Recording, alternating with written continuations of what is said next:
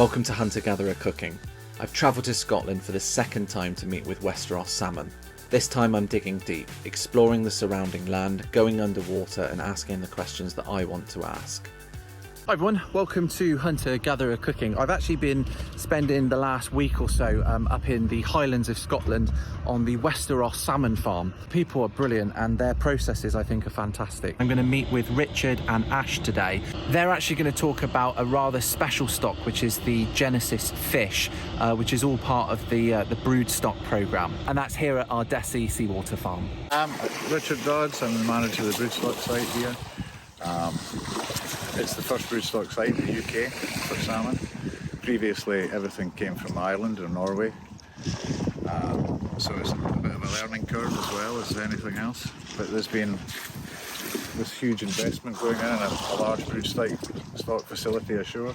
I'm Ash Wiltshire. I'm the site supervisor for Ardesi for these two groups. My main focus is making sure the farm runs as it should, so making sure really nets are clean, fish are fed, we've cleared out anything that needs to be cleared out, and the fish are well looked after. So it's really about coordinating the 5 or 6 boys I've got working for me across both groups, making sure everything's done as it should be, and taking these broodstock on and getting them to as good a condition as we can get them by the end of the cycle. We hand feed everything on this site. It's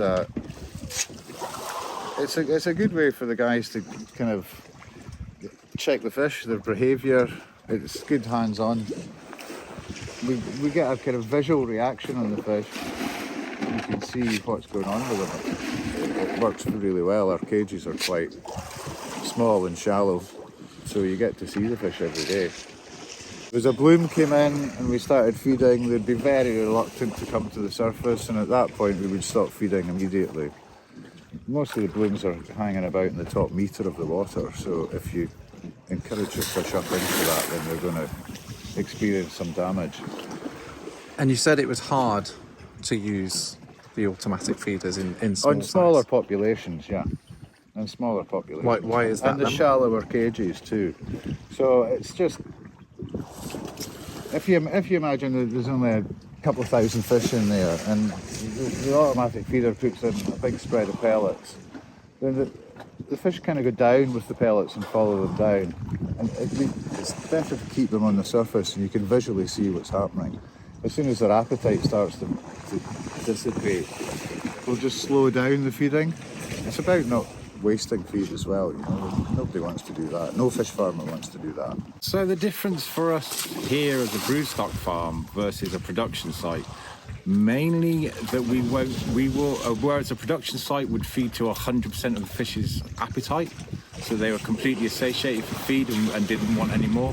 We'll take them to about 80% of that, so we won't push them quite as hard because they're here longer, so they have the cycle they take in overall the same amount of food.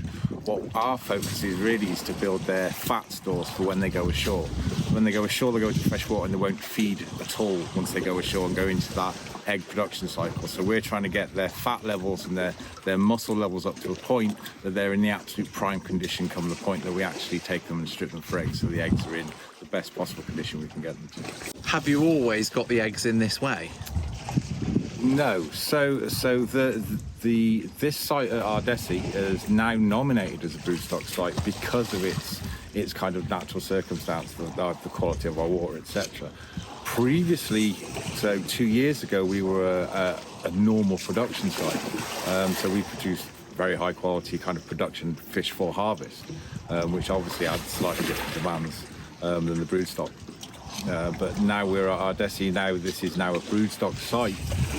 It makes the whole egg production cycle for Wester Ross and ultimately Maui a much more secure and stable thing. We've got much healthier fish used for the brood in the first place, producing much healthier eggs, producing in theory a much stronger stock, so less overall percentage losses for everybody, and everybody wins. So our whole focus as a broodstock site is to produce fish that are in the absolute prime, perfect condition at the perfect stage in their life cycle to coincide with when we want to take those eggs. So what we'll do is we will take a larger amount of fish and we're looking for the absolute core, kind of 80% of those fish, which are going to be absolutely perfect.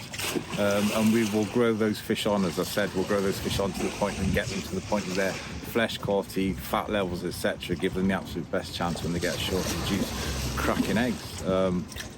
That's our main drive. And as we move through the cycle from having fish in 1.5 kilos up to the kind of 25 kilo they'll be by the time we strip eggs, we will, along that course of that period, we will take out the fish at the side of that core that we want to leave us just our absolute perfect healthy fish, the absolute, if you like, prime samples to provide the next generation with the best possible start. On the A group, on the other groups over there, the A group, we have 7,000 fish that we intend to take eggs from this year.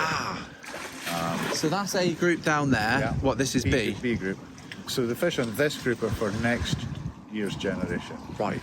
So by the time we'll have them in the water for another year, 18 months here. Yeah. And by that time, these guys will be monsters. So when the fish are taken ashore, the fish will move into a freshwater environment. So they'll come out of a saltwater environment, which obviously they're in now, and move into their freshwater breeding cycle stage. What will then happen ashore is they will manipulate daylight length, water temperature to move those fish into their absolute prime breeding cycle. And at that point, when the eggs are absolutely perfect and the fish are ready, that's the point at which we will euthanize the fish, strip the eggs, and move those and fertilize the eggs obviously prior to that with the males, strip those eggs out, and then those eggs will then go off to produce the next generation of fish for Maui and Wester Ross. When a smoke returns to the sea from the river, or actually goes to sea from the river, it's not returning. It may return to the river either 1, 2, 3, 4 sea winters after that. So if it returns in the first year, it's called a grilse. It might be a fish between 4 and 6 pounds. A salmon that's 2 years sea winter might be 10, 12 pounds, 3 sea winters, and then you're looking at fish that might return to the river at 20 plus. And a 4 and a 5 sea winter fish, you know, that's when you're looking at record-breaking fish returning up the river, you know, 40, 50 pounders. So we don't know when our fish are going to mature. You see what I mean? So we're continually grading through them. When we grade through them in September this year, there'll be signs of fish that are going to mature that year. You know, they're going to mature too early for us, so we would cut these guys out and they would go for harvest. In lots of ways, we replicate the natural cycle that happens anyway.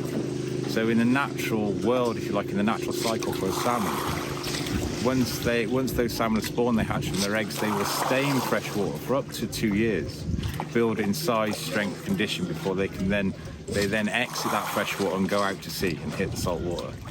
They will then spend another 2, 3, 4, 5 years, depending on feed, depending on how well things are going for them, getting themselves to that perfect size, sexual maturity, condition, if you like, and then they will head back to their original spawning grounds, that original water that they came from, to then spawn again. Once they've spawned and bred, those fish they are so depleted at that point, because this period has taken them maybe 6 to 9 months to actually get to that point, from stopping feeding in salt water to actually breeding and finished in the freshwater, that those fish by that point will probably in all likelihood die. Whilst we predominantly, obviously, we're producing these perfect fish, our real focus is the nets. We look after the nets, really. Because if your nets are good, everything is fine. If your nets are dirty, you surround the fish with potential contaminants. So what will happen at the start of the cycle, or prior to the start of the cycle, so before the fish even come in, this group will be lifted out. Essentially, every net will come out of the water and everything will be meticulously cleaned and checked prior to the next batch of fish going into it. So they go into a spotless net.